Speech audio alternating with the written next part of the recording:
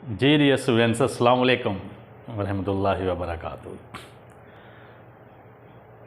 I hope that you people are enjoying good health, inshallah. Dear students, our today's lecture,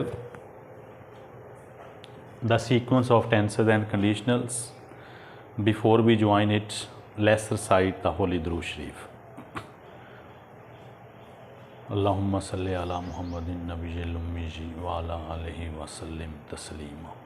Yes. The sequence of tenses and conditionals. Dear students, you need to look into this word first. पहले इस लफ्ज़ को सीखें, sequence. Sequence, if we synonymize this word, it means arrangement.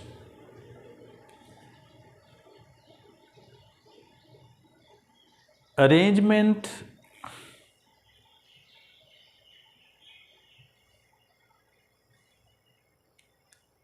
gives the message of a well arranged, disciplined, synchronized and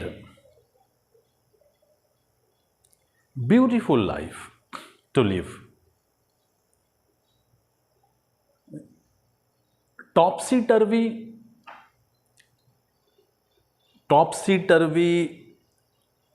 in things around mars the beauty of your life. Dear students, हर वो चीज़ जो एक तरतीब में है, arrangement में है, आप देखें वो खूबसूरत लगती है। उसमें एक सिमेट्री है, एक अरेंजमेंट है और जो चीज़ें जिसमें उपल थल हो, उलट पुलट हों, आप देखें वो अपील नहीं करती।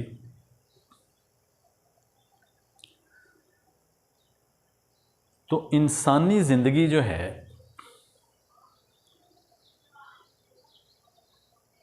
इसका जो स्ट्रक्चर है वो अल्लाह सुब्हानहू व तआला ने एक खूबसूरत अरेंजमेंट में दिया है। आप देखें कि अगर कायनात को ही देखें तो एक तरतीब है, हर चीज़ एक तरतीब में है। कोई चीज़ आउट ऑफ अरेंजमेंट नहीं है।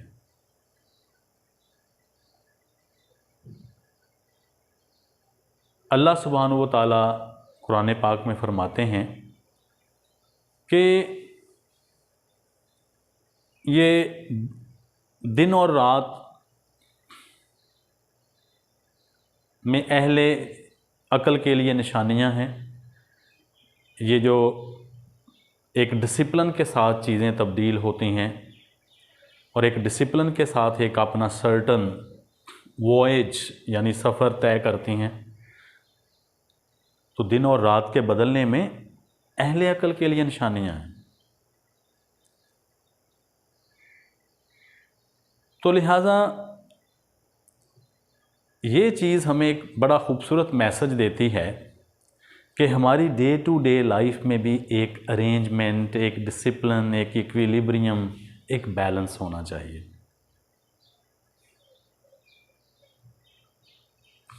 क्योंकि कायनात इटसेल्फ एक इक्विलिब्रियम पे खड़ी है।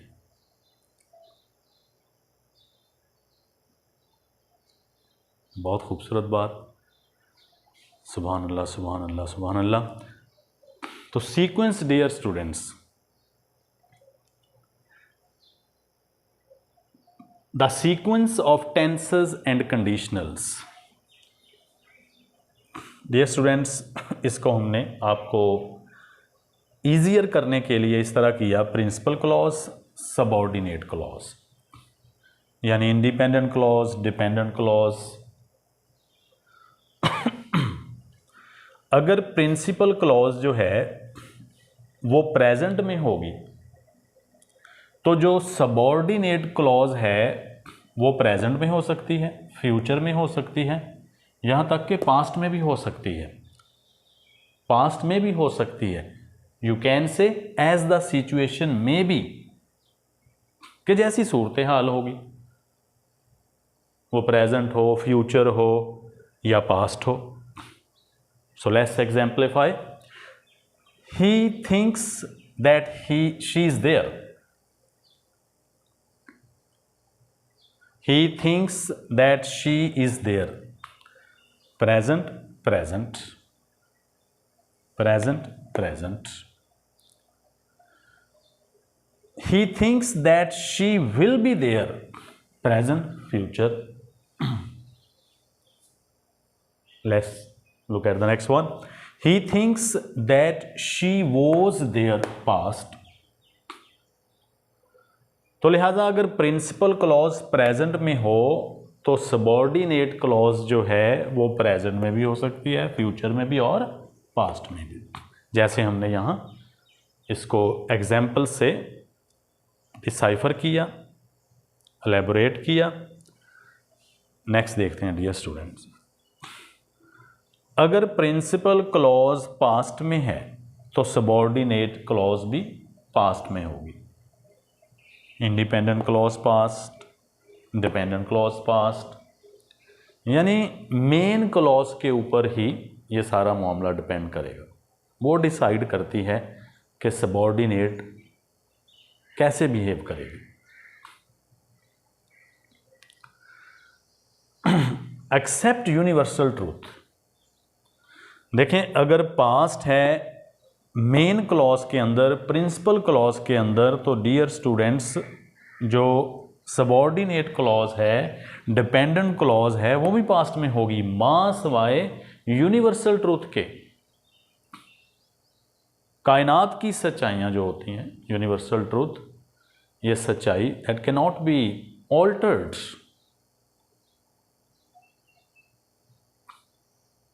They been the gist and essence of the sage, judicious, sergeant, and the sagacious and the wise people। तो वो अहले अक्ल के, अहले दानिश के जिंदगी भर के तजुर्बात का निचोड़ होती हैं वो बातें, which cannot be challenged। They've been recognized,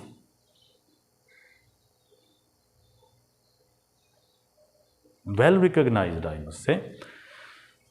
For example, he thought that she was there।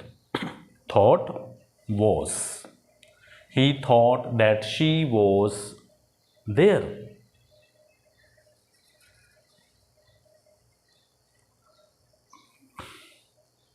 Next देखें, he thought that it is a silly fish that is caught twice with the same bait।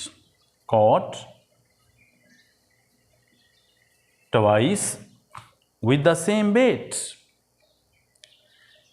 अब देखें, ये past है, चूंकि अंदर एक universal truth आ रही है that can not be altered, उसका टेंस हम वैसे ही रखेंगे, उसे तब्दील नहीं कर सकते, वो यूनिवर्सल ट्रूथ है।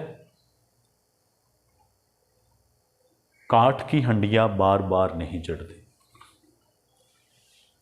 हदीस है, the saying of the prophet Mohammad peace be upon him, कि मोमन एक सुराख से 2 मरतबा नहीं डसा जाता। It is a silly fish that is caught a twice with the same bait. A twice with the same bat.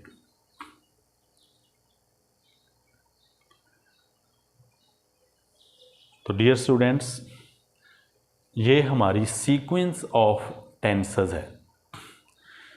It is of colossal importance, huge importance, prodigious importance।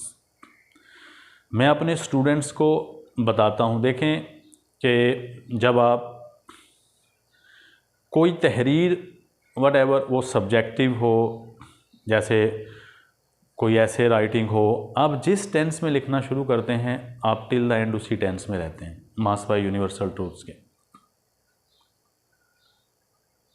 और हमारे जहाँ तक सिलेबस का ताल्लुक़ होता है, जो हम कोर्स पढ़ते हैं किसी भी लेवल पे, देखें वो चीज़ें दूसरों की लिखी होती हैं, वो अक्सर पास्ट में होती हैं, majority of that sort of things।